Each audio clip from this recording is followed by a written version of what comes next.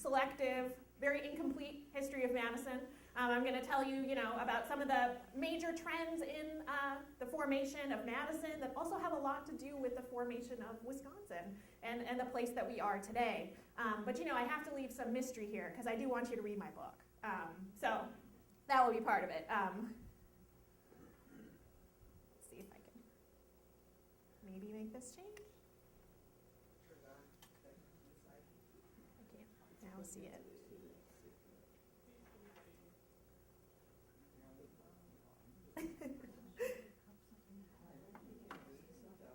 There we go. Oh no, we're good. Mostly just not being able to see the on-off switch here.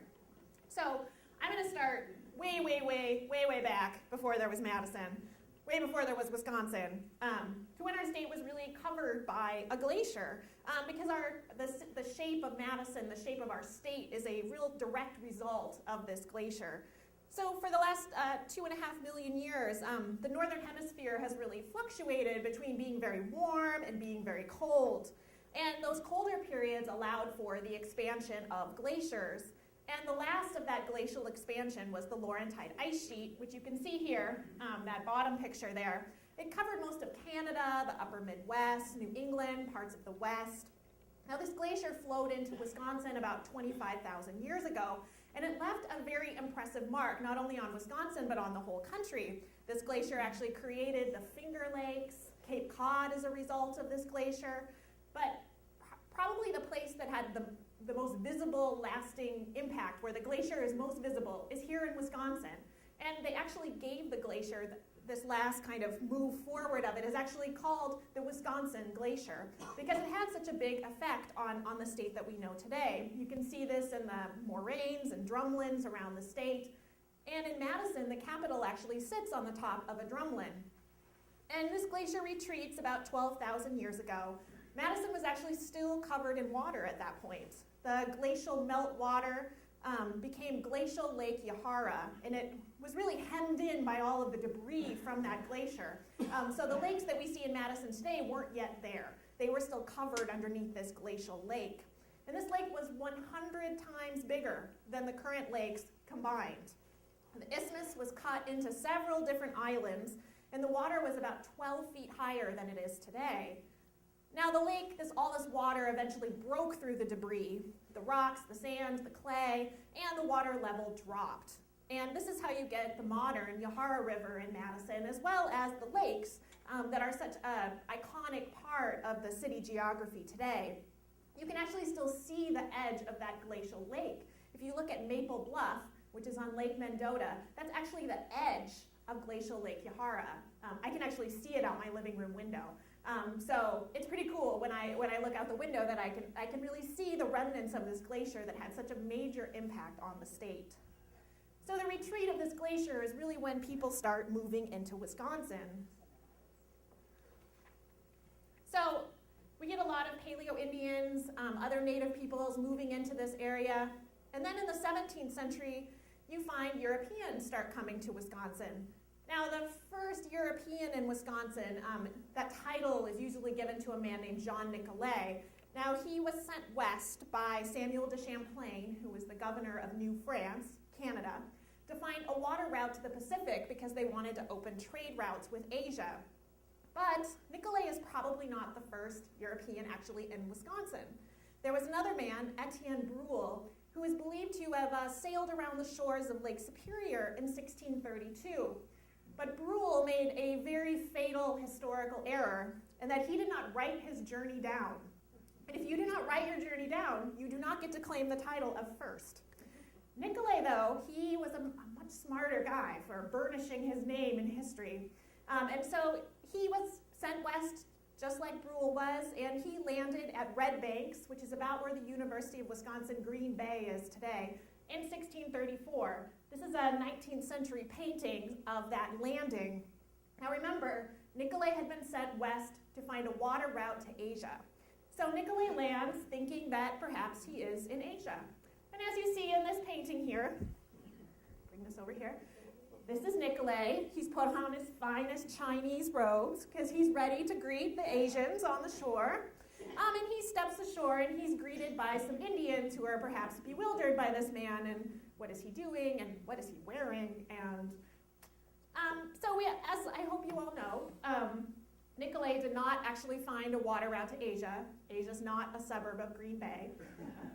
But Nicolas did find a very rich source of furs, which really became the foundation of the Wisconsin economy and is really what brought more white settlers to Wisconsin over the next 250 years.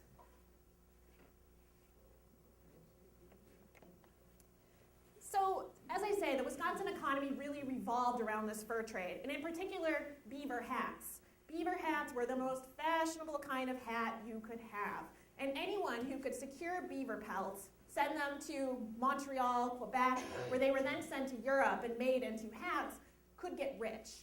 And so traders, French, British, and finally Americans, collected furs from Wisconsin Indians and sent them to Europe. People liked beaver hats because they were waterproof and very shiny. And some of this fur collecting was actually happening in the Madison area. Some of the very first accounts of what Madison was like in the 1700s come from fur traders passing through. No one was really settled there, though. Most of the fur trade is happening along the Mississippi River, along our Great Lakes. But there was a man that we know more in the 19th century. They were still doing some fur trading in Wisconsin. They set up some fur trade posts, but these were very, very temporary places. Small operations, usually just a single trader. But by the early 19th century, the supply of beavers begins to run out. And so the economy kind of starts shifting. Another thing that starts happening is that there's new territories and states being created. So in 1787, there was something called the Northwest Ordinance, which was defining what new state borders would actually be like when these new states were created.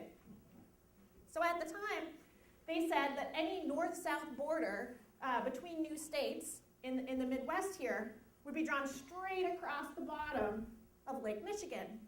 So this is what the Midwest was supposed to be like following the Northwest Ordinance. So if their plan had been carried out, everything north of the line from Galena, Illinois to Chicago would be in Wisconsin today. But in 1817, our borders were twisted in a different direction. At the time, slaveholding states and free southern states were wrestling for control of Congress. Whenever a slave state entered the Union, then the North needed a free state to compensate for that imbalance. And so in 1817, Mississippi, a slave state, enters the Union, and so the North needs a free state. And Illinois seems like their best bet. But there's a problem with Illinois, in that most of its population lives in the southern part of the state, and people really worried that Illinois would, be more likely to be southern with all of those people living down south. But if we move the border north, giving them a port city on the Great Lakes, then they could develop trade ties to the east and be more likely to be a northern city. Sorry about this. There we go, maybe. And so that's exactly what they did. They moved the border north about 90 miles, robbing Wisconsin of 8,500 square miles. But there was actually too few American citizens living in Wisconsin at the time to protest. And when the Civil War did break out, we all know that Illinois did stay with the Union, even delivering the president who would see us through. But Wisconsin's borders did change very early, even before there was even a Wisconsin to consider.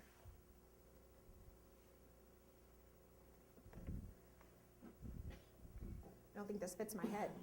There we go. So by the 1830s, as the fur trade is declining, a new industry starts appearing, and that's lead mining. And so a lot of people are moving into Wisconsin, particularly into the southwest portion of the state. And finally, in about 1836, Wisconsin has enough people to actually become a territory. You need a certain population base to become a territory. We had been part of Michigan for a while, but finally we had enough of our own people that we could form our own territory. And so the first Territorial Legislature met at Belmont. That's that building that you see right here. Now, that photo is from 1870, and it looks pretty dilapidated. But apparently conditions weren't all that much better when the building was actually first used in the 1830s. All of the delegates were complaining about the town, how cold the building was. They were also complaining about the poor quality of their fellow delegates. The speaker of the Territorial Legislature wrote copious letters home to his wife talking about how all the other delegates were basically idiots, and he couldn't believe he had to be in this place with them. Now, the legislature's only job, the only task that they had, was to pick a new capital for this territory. And this is where Madison's story as a city, really begins. So, every time I give a talk in Milwaukee, they always want to know why they are not the capital of Wisconsin. They're the largest city. Shouldn't that mean that they're the capital? But at the time when the Territorial Legislature was trying to decide where this new capital would be, Milwaukee only had one permanent resident. So they really didn't have a lot of ground to stand on in terms of claiming that they should be the capital of this new territory. So I mentioned the poor quality of that territorial building in Belmont, and that's very important in terms of actually the actual selection of this new capital city. Now, James Duane Doty, that's the man that you see up there, he was a land speculator and territorial judge. He had been first very prominent in Michigan, and then he came to Wisconsin. He was very familiar with Wisconsin, perhaps more than any other person. He had traveled around the state since the early 1820s. He had actually come on an exploration mission as a secretary and kept all these very careful notes. So he was very familiar with the whole lay of this land. Now, Doty had passed through the Isthmus of Madison, and he decided to purchase the land when it became available. He saw a lot of potential for a city, but also his own potential to make a lot of money off of this city. Now, he bought most of the Isthmus for about $1,500. And he hired a surveyor, because there were not any white residents living here at the time. There were only some ho-chunk camps. And so he brought a surveyor that he knew down from Green Bay to map out a new city. And he named this city, that's what you see, this map down here. He named this new city Madison.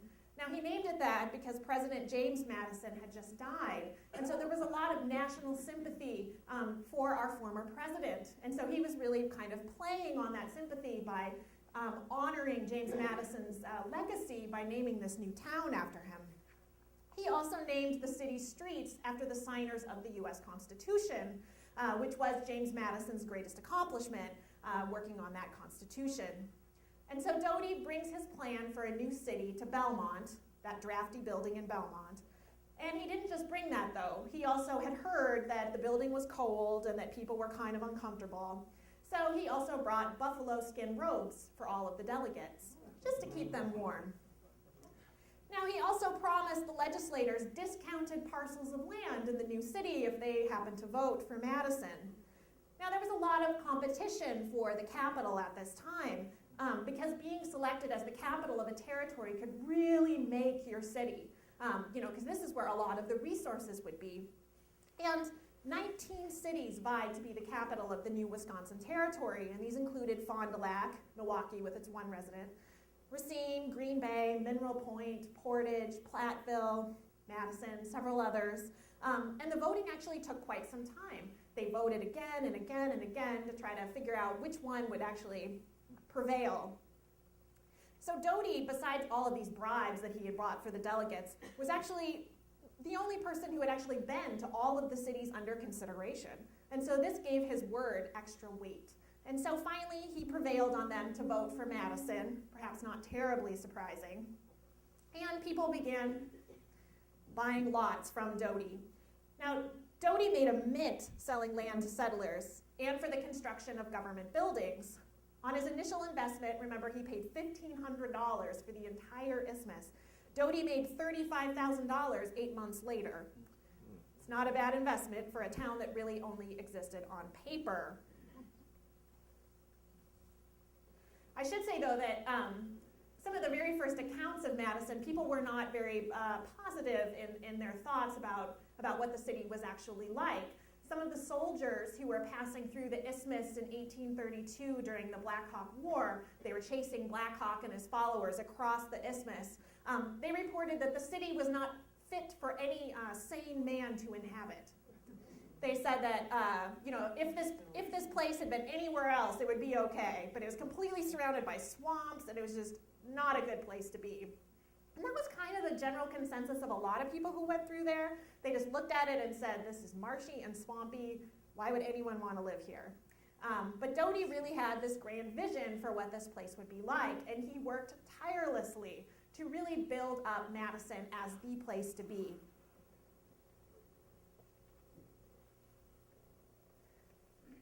So after Madison is selected as the new territorial capital, they start building a new capital to stand in that place. This is our very first capital, and people begin kind of slowly moving into Madison. Eben and Rosalind Peck arrived from Blue Mounds in Madison in 1837. They set up a kind of boarding house and tavern that's on where King Street is today. They also had the first white child born in Madison, and they named her Victoria Wisconsiana. They named her Victoria after the new Queen of England, and of course they named her Wisconsiana after their new territory. So the building that you see here wasn't quite ready when the legislators actually arrived to start using it in 1838. They were actually meeting across the street at a hotel called the American Hotel. They met there for quite some time as they were just waiting for this building to be done. Now, one of the problems with the building that was keeping it from being occupied by the legislators is that there were pigs underneath the floor. James Morrison, who was one of the builders of the Capitol, thought, as long as I'm working so hard on building this Capitol, I'm going to keep my pigs in the basement. So he kept them underneath there for about a year's time. People were complaining all the time about the squealing during the sessions. The holes in the floorboards would actually, as the pigs were getting, a little rowdy underneath there, some dust would start coming up through the floor. Finally, they did succeed in getting Morrison to move his pigs to another location. And this Capitol was finally finished in 1844 to mostly happy responses. But very soon after that, legislators began campaigning to have the Capitol move to another location. This starts happening. Madison really has to fight to defend its place as the capital of Wisconsin from almost the very beginning.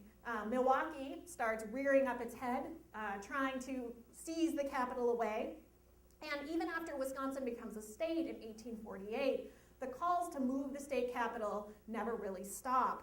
There's constant complaints about the poor quality of the building, the poor quality of the services in the town, that Madison really didn't have a lot to offer people. Legislators would come here, and then they're holed up in this kind of shabby frontier town. And so people were using that as an excuse that they needed to move the capital somewhere else, that clearly Madison was not up to the task of being the capital of this new state. Madison succeeded in holding on to the capital, though, but the challenges would continue. So by the 1840s, Wisconsin actually had enough people to become a state. It took us several years, though, for the state legislature to actually get forth enough votes to move towards statehood. Part of the problem was it was just political parties kind of wrangling. So if the Democrats were fighting for statehood, then the Whigs and the newly formed the Federalists, they would say, oh no, we're not going to let you vote for statehood because we don't know what kinds of things you're going to put in the Constitution. But finally, in 1846, the Democrats succeeded in putting forth a motion to have Wisconsin move from being a territory to a state.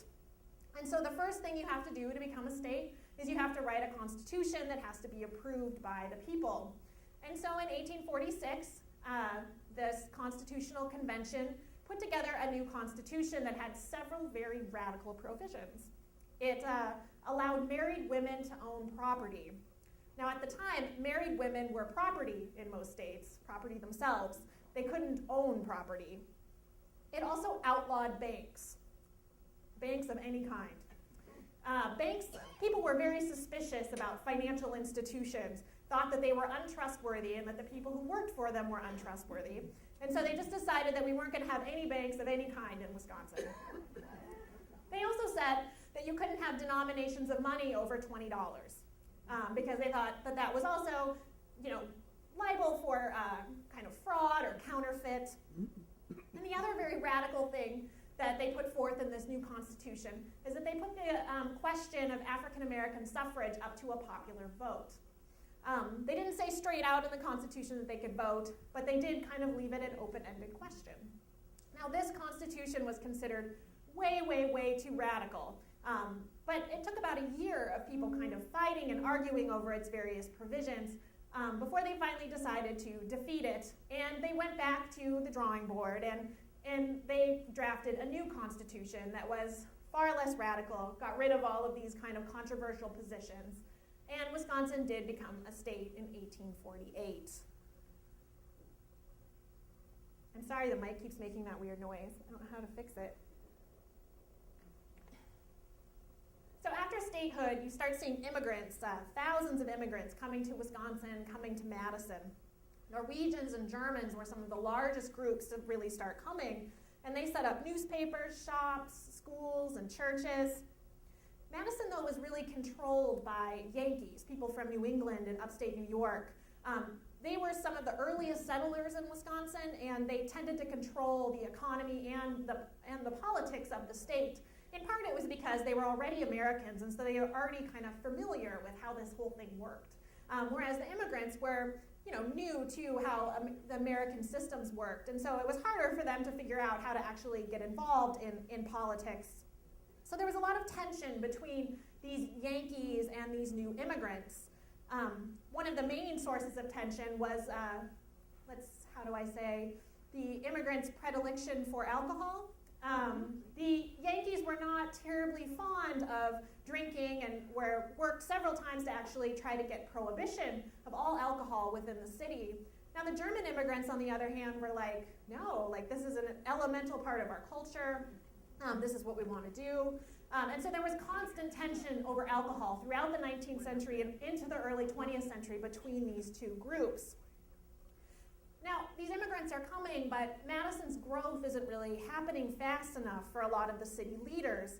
They worried about the city's future and its continual grabs by Milwaukee to try to become the new capital of the state. The population would boom for a couple of years and then die back for a couple of years. There was kind of a lot of stagnant growth. City leaders also worried about the development of industry because it just wasn't happening there like it was happening in other cities. And many really thought that the industry was key to growth. The city did have a university, which I'll talk about in a minute, but a lot of people thought that a university wasn't really enough of a boon to get people to come to this place. We needed a large manufacturing base like other cities in Wisconsin were forming, but it just wasn't taking place in Madison. Oh, skipped over one.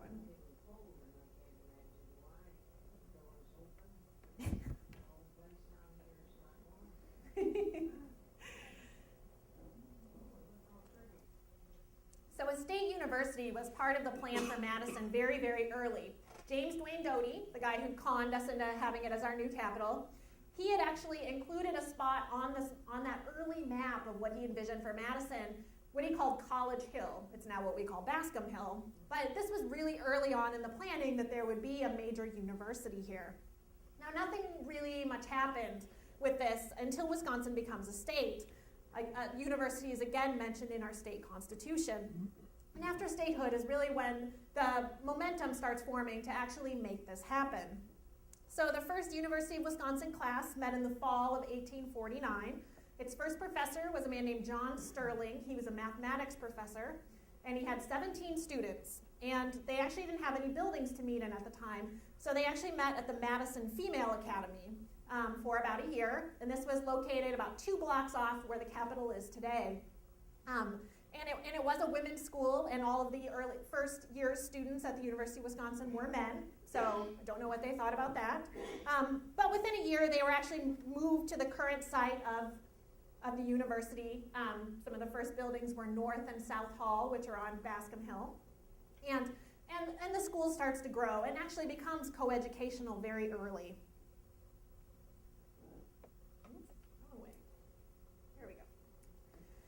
And one of the very first students at that school was John Muir. He actually went to the University of Wisconsin in the early 1860s. And John Muir, we think of him as this kind of quintessential nature lover, riding out storms in the treetops and disappearing for months into the wilderness. But he was actually also a very clever inventor, won several blue ribbons at the Wisconsin State Fair for his inventions, and he brought several of his inventions with him to his dorm room at the University of Wisconsin. Now, one of the things that he brought was a combination bed alarm clock. This has unfortunately not survived, but the alarm would go off at the appointed time, and when it did, the bed would tip up, drop him onto the floor, and at the same time, strike a match and light up the whole room. Brilliant. Another one of his inventions is what you see here, which is his rotating desk. Now, we do actually have this still. So this is a desk. He would set those timers on the top there and say he wanted to study English for 30 minutes. So the book would be open, and when the 30 minutes was up, the book would drop down, the whole tabletop would rotate, and another book would come up and open. He carved this when he was 19 years old, and if you're ever in Madison, it's actually in the lobby of the Wisconsin Historical Society.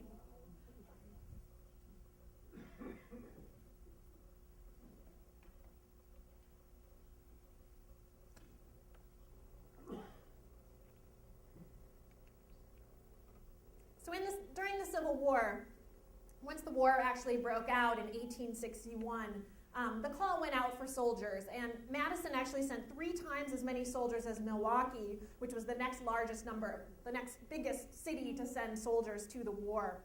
And almost the entire town came out to see the soldiers go off to war. Now, the recruits for the Civil War trained at several different facilities, including Camp Randall. This was the state's largest training facility. It had 94 buildings, and at the height of the war, 5,000 men were accommodated there. That's where we play football today. Now, having this camp in the town actually kind of created problems for Madison. People were, enthusiastic to support the Civil War, but they weren't all that thrilled to have a bunch of young men with not much to do hanging out in camp in town. So, these young men would do their drills during the day, and then they really didn't have a whole lot to do. So they would head into downtown Madison, where they would go to the dance halls, they would go to the bars, they would play cards, they would gamble and dance. They also got into fights, robbed merchants, and stole food. Excuse me. And the camp conditions themselves were not that great. A lot of the soldiers were complaining that the buildings that they were living in were very dirty, and that the roof leaked, and that the food they were eating was rotten, that there were maggots and worms in it. And so this is partly why they wanted to leave the camp and get into the city. So Camp Randall and Madison had kind of an uneasy relationship. It was a major part of the state's war effort, but it also created a lot of headaches for downtown residents. Now, the woman that you see down here is Cordelia Harvey. Now, she was the widow of Wisconsin Governor Lewis P. Harvey.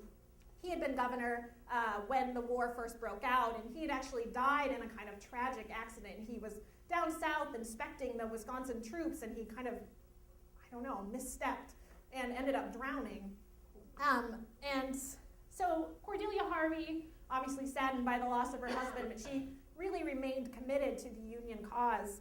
She made tons of tours of the South during the war to visit Wisconsin soldiers, to work in hospitals, and she really became convinced that these soldiers would not actually get better in a southern hospital, that the southern climate was too wet and damp and hot for anyone to actually get better, and that they needed to move north and have a northern hospital.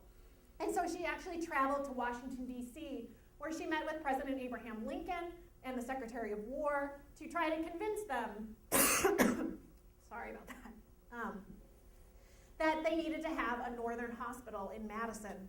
Now, at first, Lincoln, tried to shoo her away, great idea, leave. But she eventually convinced him that it was a really good idea, and she did get the funding that she asked for. And so in 1863, the Harvey United States Army General Hospital opened in Madison. Now, after the war, the hospital transitioned from being a hospital to being a home for children who were orphaned by the war. More than 700 children lived in that home in the decade after the Civil War. And Cordelia Harvey served as its administrator. Another big part of Wisconsin in the Civil War is in this top picture here. You can see the eagle up there. That's Old Abe. He was the mascot of the 8th Wisconsin. And he had been caught in northern Wisconsin and sold to a soldier. And he basically went with that infantry in many different battles throughout the war. He really was kind of an inspiring figure for the troops to go fight for. And you know, it sounds kind of weird now if we think about having an animal mascot for your group of men, but it wasn't actually all that unusual in the Civil War. There were other troops that had animal mascots, including a horse, an owl, a cow, and one group had a tiger. I don't know where they got the tiger, but so after the war, Old Abe also came home as kind of a celebrated hero, and he actually lived in the state capitol in the basement, and unfortunately he also died in the state capitol. When a fire broke out, he died of some smoke inhalation. But Old Abe was a very famous figure in both during the Civil War in Wisconsin and then in Madison, brought lots of people wanting to come to the Capitol to see Old Abe.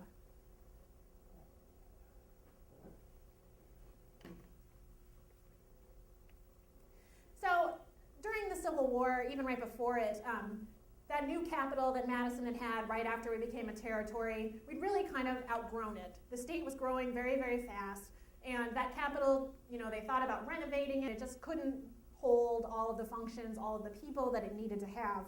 And so people began lobbying to have a new capital constructed. And they were also, as I've said before, repeated trend, fighting off Milwaukee. So we had to keep, so people in Madison, in order to keep that capital there, they wanted to build a new capital. It was kind of an uphill battle because other cities that wanted the capital kept voting against appropriations for that capital because they hoped that, you know, that would give the money to them so that they could build their own capital. But construction actually did proceed on this new capital in 1857. It was slowed a bit by the Civil War, so this capital was not finished until 1869. Now this capital had a very special feature. In the West Wing, there was a huge chandelier that hung over the heads of the elected officials. But the legislators felt very nervous sitting underneath the chandelier. They had visions of it falling on their heads. So they asked for it to be removed. And so it was taken down, and then there was a hole left in the ceiling directly above the heads of the elected officials. Now, over the years, as you can imagine, no one was really going up there to clean very much. So lots of dust and grime had accumulated up there around the edges of the holes.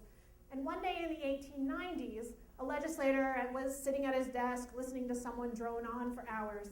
And he looked up at that hole and thought about how he could put all that dust to good use. He secretly instructed a page to lay a heavy plank across the hole, propped it up on a stick, and ran a cord from the plank down to a nearby closet. Now the next day, when yet another speaker was droning on and on, that legislator ran off to the closet and gave the cord a sharp tug. The plank came crashing down with a deafening thud, and according to the newspaper report, there was no more talking that day. Now it came to be known as the overhead silencer, and they actually had a page who was assigned to reset it regularly. Now the newspaper also reported that some legislators were so nervous about that dust that they actually brought umbrellas with them to protect themselves. And you knew that if you were giving a speech and you saw someone running off to the corner, that was usually a sign that you needed to bring your talk to a conclusion. Now, unfortunately, we lost the overhead silencer in the 1904 Capitol fire. And as far as I know, there's not an overhead silencer in there now. So in 1904, that second Madison Capitol did have a very devastating fire. Our governor at the time was Bob La Follette. He was actually woken up in the middle of the night and told that the Capitol was on fire. Rather than just lie in bed and fret, he ran from his house up to the Capitol and actually spent several hours transporting documents and paintings out of the Capitol. He was drenched in sweat, covered in soot, and when newspaper reporters were trying to get him to stop and talk about what was happening and what was happening to the state, and he said, "I can't talk to you right now, I have to save the paintings." And so a lot of early Wisconsin history was saved because of some of the work that La Follette did to actually save them from this devastating Capitol fire. So they do start building a new Capitol, the Capitol that we have in Madison still today, which is not actually complete until 1917. So by the late 19th century, Madison had finally grown some industries. All that fretting about manufacturing had realized was all for naught. Things are working out. We have this great university. We have some new factories on the east side of town. The population is growing. But there is one thing that Madison doesn't have, and that's green space. Many cities around the country had really just grown too fast to be concerned with how the growth of that city actually looked. They didn't really care whether it was beautiful or not, and what effect, various kinds of growth would actually have on its residents.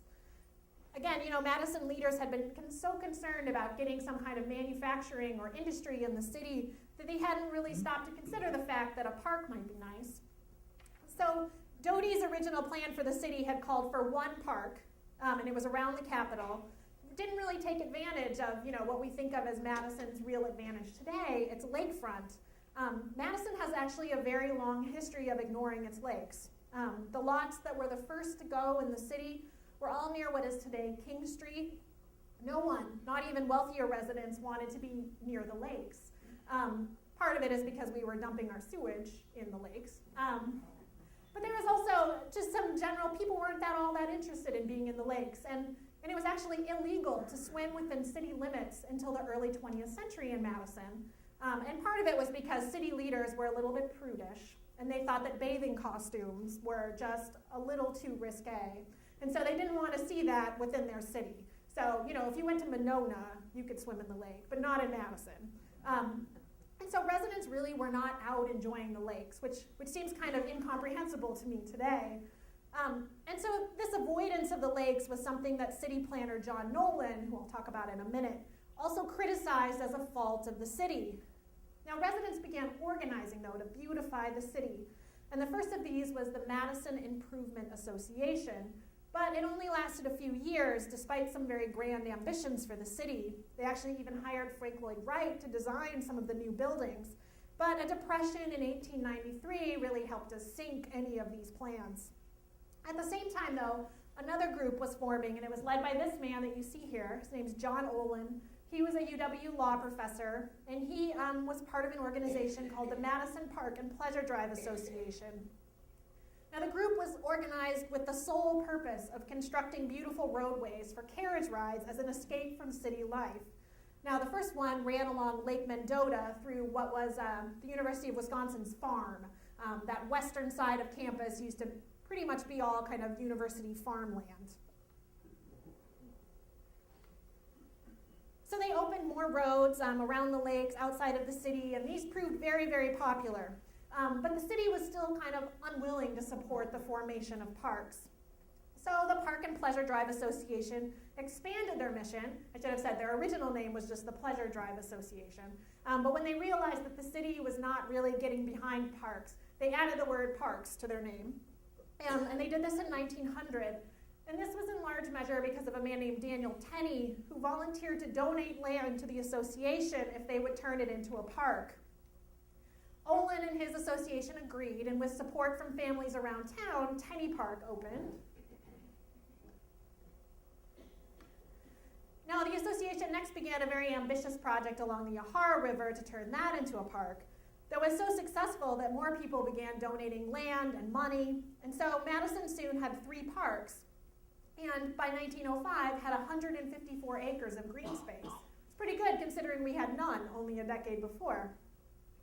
Now, Olin knew that the long-term sustainability of the parks depended on city involvement, so he pushed the city to hire a parks manager, and he also worked to get the city to hire John Nolan.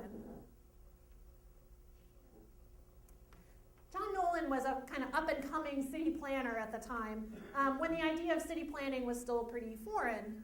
Olin hoped that Nolan, it's kind of hard to say their names there, Olin and Nolan could help Madison develop into a more beautiful city. Not just parks and green spaces, but also buildings that worked well for people too. Now, Nolan was hired to create a city plan in 1908, But he really did a lot more than that, even though many of his ideas actually took decades to take form. Nolan was a very important figure in Madison for helping the city kind of believe in itself, making residents and leaders see themselves in a different way. You know, the city had really struggled basically since its beginning. You know, they were named the capital city, and then there was constant threat of it being taken away. City leaders wanted there to be industry, and industry took decades to actually come into the city. So people were feeling, and the population would grow, and then it would completely stagnate or drop off. People were like, how do we make this city work? Like, is this working? So they bring in John Nolan, and it was a really big moment for Madison to have an outsider come in and basically say that Madison could become one of the greatest cities in the world. He said that, though, but he was also pretty critical of lots of the things he saw going on in the city. He thought the lake shore was very wasted. As I said, people were not really taking advantage of the lakes. He said that the streets were misaligned, that people were planting trees carelessly, and that neighborhoods were both inefficient and inhumane. He called for a grand mall connecting Lake Monona with the capital, the creation of an arboretum, playgrounds, low-income housing, and also putting a cap on the height of buildings to preserve the view of the Capitol, that none could be taller than the Capitol dome. He also urged city leaders to think of the common welfare and to provide places for every one of the city's residents. But when Nolan delivered his plan in 1910, almost all of his recommendations were ignored. Now, part of it was the cost. Nolan recognized that all of the things that he had proposed cost way more than the city actually had to bring any of it forth. And a lot of city leaders were just kind of offended that Nolan had pointed out some deficiencies in the city. But slowly, many parts of this plan have been realized over the last 100 years, and Nolan's plan remained kind of an aspirational vision that guided and reminded the city of what it could be.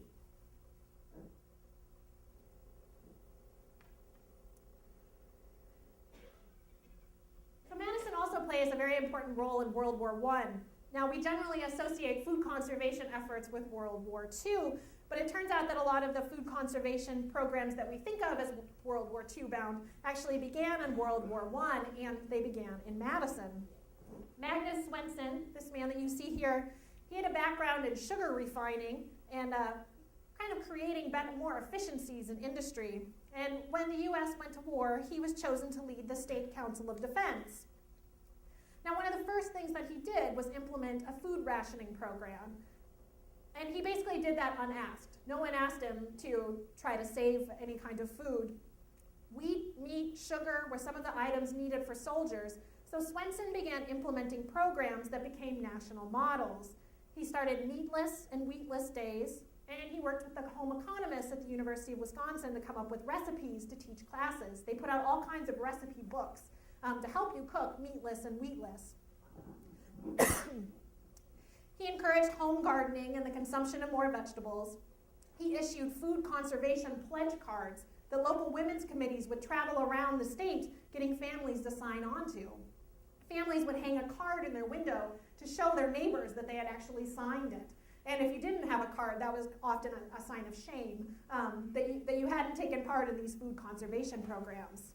And they also created window displays, that's what you see in the bottom here, to encourage conservation and remind people of the foods they needed to cut down on. The Dane County Women's Committee made this window display, and they were so proud of it that they actually sent it to the National Council of Defense, and who ended up sending it out as examples of what to do nationally. They really pointed to these Madison women as a national model of how to teach people and educate people about food conservation. Now, all of these programs really garnered Wisconsin national attention. They became known as the Wisconsin Plan, and they were adopted around the country. And after the war, Swenson was so successful that he was actually selected to travel to Europe to help with some of the food programs there, to really help with kind of the war really ravaged a lot of agriculture in Europe. And so he was over there to kind of rebuild all of the food systems. So Wisconsin is really very progressive in a lot of things. Kind of new ideas are coming out of the state, coming out of Madison. But they're not so progressive on every issue. Women had really been fighting for the vote in Wisconsin since the 1850s. And in 1912, Wisconsin actually had a state referendum on suffrage. And as you can see, not everyone was for women's suffrage. This is from an anti-suffrage group, and you'll see it says that danger, women's suffrage would double the irresponsible vote. It says at the time only men could vote. I'm not quite sure who they're referring to. So unfortunately, 1912, this referendum was defeated, and women did have to wait until national suffrage in 1919 to win the right to vote. But Wisconsin was the very first state to actually approve that amendment. We were actually racing Illinois for that honor, and we did beat them by a hair. So Wisconsin does take some pride in its advocacy of women. Now, I mentioned some of the tensions over alcohol earlier concerning immigrants. Madison residents actually voted themselves dry in 1917. A year and a half before national prohibition. Efforts to vote Madison dry had actually occurred several times throughout the 19th century and were never successful. But by the teens, more people began to think that alcohol was a major problem and that we should be a dry city, and then hopefully this would lead to being a dry country. This was a perennial issue in town. People were trying to limit the growth of taverns, particularly near the university, and then the concentration of them. City saloons actually closed on June 30th, 1917, and the Breckheimer Brewery closed as well because it fell within the city limits. Now, Fauerbach and Houseman, two other Madison breweries, actually kept brewing because the law only said that they couldn't sell beer in Madison, not that they couldn't brew. So they set up a warehouse in Middleton to sell beer, and they offered a delivery service for those that couldn't make it out there. And when national prohibition did come, there were illegal stills set up all over the city, and they were often only discovered when they blew up. One raid on Regent Street led to the seizure of 475 gallons of wine. Now, at the height of prohibition, there was actually an investigator sent to Wisconsin to see how well Wisconsinites were actually following prohibition laws. A man named Frank Buckley came to Wisconsin, and he wrote one of the best government reports ever written. It's not something you hear every day, right? I love it because he's very evocative in his descriptions. He doesn't just visit Madison, he actually travels to cities all over the state, and he writes about what he sees. And in Madison, first he opens his report by referring to Wisconsin as a, quote, utopia of the wets, where John Barleycorn has his day. So he's walking down Regent Street in Madison, and he meets a woman he refers to in the report as the queen of the bootleggers. She supplied alcohol to the fraternity houses and ran several speakeasies, which you see here. Her name is Jeannie Justo. She was eventually arrested and sent to the Milwaukee House of Corrections. Now, Buckley also met with the assistant dean of women at the University of Wisconsin, who claimed that none of her ladies, no one under her care, was drinking. And Buckley basically laughs and says that she's completely misguided and naive to think that the women aren't drinking on this campus. He also visits Hurley and talks about how all of the barmaids double as prostitutes. It's a fascinating report about the state of prohibition and drinking in Wisconsin in the 1920s. So actually, Wisconsin voters, even before national prohibition was overturned, in 1929, they actually repealed the state's prohibition enforcement law. They basically said, we're not going to enforce this anymore. It's not working. And they also allowed the production of beer with 2% alcohol. So Wisconsin was really only following prohibition half-heartedly for a very short time.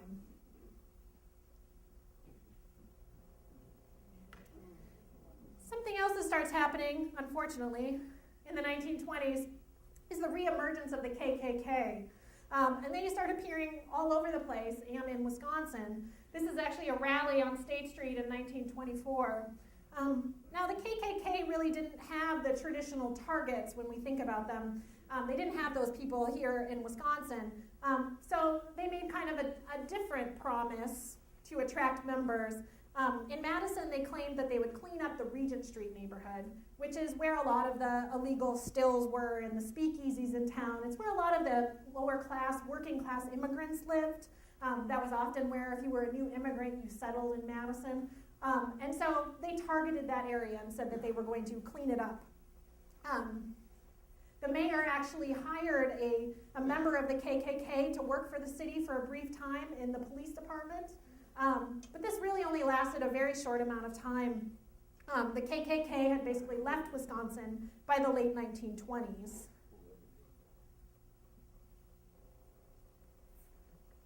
Here's the end of Prohibition. Always good photos to show.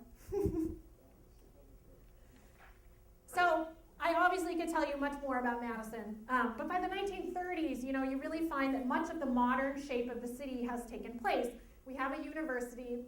We have this plan by Nolan of what the city could be like. And as I said, it took a very long time for a lot of these things to be put into place. But one of the things he recommended is that there be a pedestrian mall from the Capitol down to the campus. It took many decades for State Street to actually be closed to traffic. But his vision of what Madison could be actually has taken place. He recommended that the university create an arboretum. We got an arboretum in the 1930s.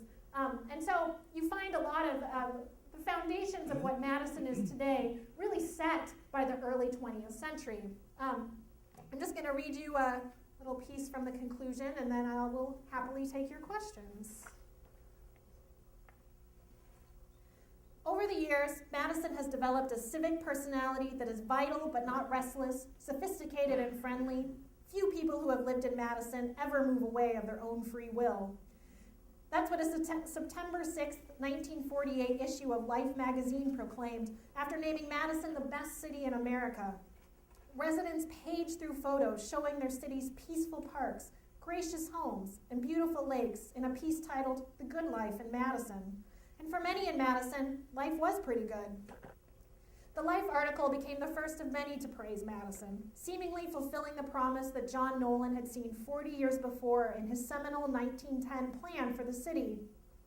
While few residents had been ready to embrace Nolan's vision of Madison at the time, by the mid to late 20th century, the praise seemed to many residents to be well-deserved. Madison had finally become a model city, as Nolan had predicted. It was only the first of what became a torrent of praise. Madison continues to grow and change at a feverish pace. The city and surrounding Dane County are the fastest growing areas in the state. It's hard to imagine that Madison ever had a problem attracting residents, or that the city's most iconic building, the Capitol, might have easily been located in another city. Madison's history is still being written, incorporating the lives and experiences of all who call Madison home.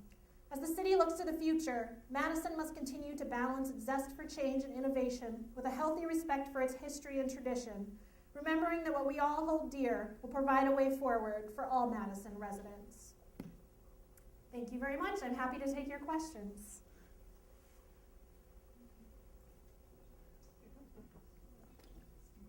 Or you can take a break and then ask me questions. I don't mind at all. I just wanted to make a quick point here, which has not been touched. This will come as a surprise to our moderator. But the city of Madison and the state has a dessert that's well known, and I'll bet you don't know what it is. It's called banana cream pie. And how that got started is after the war, I ended up in Madison, newly married, beginning of a 61-year wonderful marriage. But my wife worked for the Red Cross down on Carroll Street, just off the square, and my last class before noon lunch was in Bascom Hall. And so I would walk or catch a bus up to a theater just before you get to the square. And I can't remember the name of it. It might have been the Orpheum. Orpheum, yeah. Orpheum. Next door to the Orpheum was Weber's Grill. And I would meet Helen there, and we'd have a piece of banana cream pie. Smack our lips. And then go back to work. And for a long time after that, every once in a while, at supper time, we'd look at each other and start to giggle because we were thinking about Weber's Grill and their banana cream pie. That's a wonderful story. You didn't know that. I didn't know that, but I'm so glad I do now. We use it. There is actually a place at Nick's restaurant they always have banana cream pie on in their rack. So, I don't know if this is good, but. I'm not alone in Madison anymore. Oh, really? Is that another story? That's another story.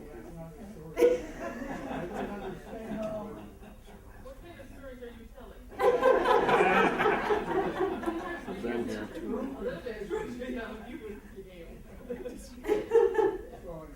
Yes.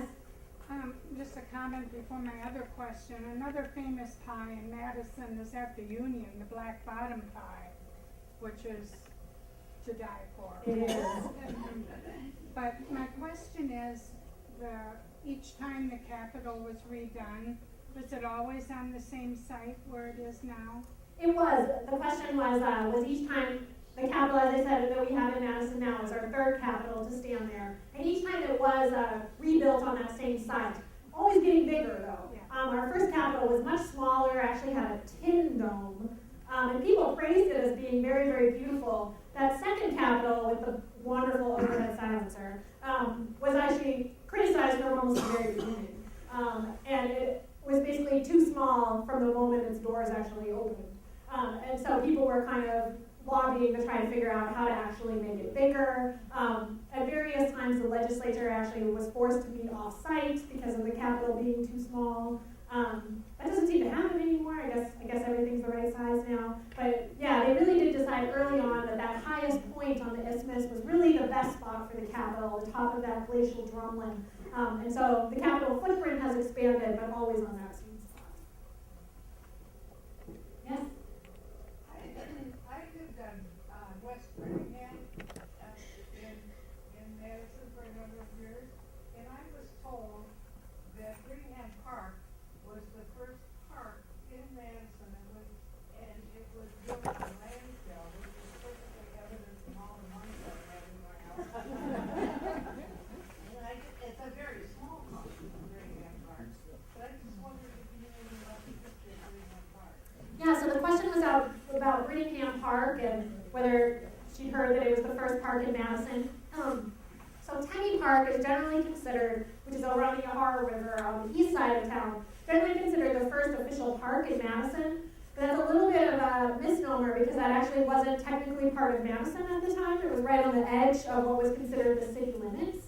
And so Brittingham Park was, as soon as Tenney Park was created, that kind of became a model for, people trying to encourage the city to form parks so people would donate land that they had.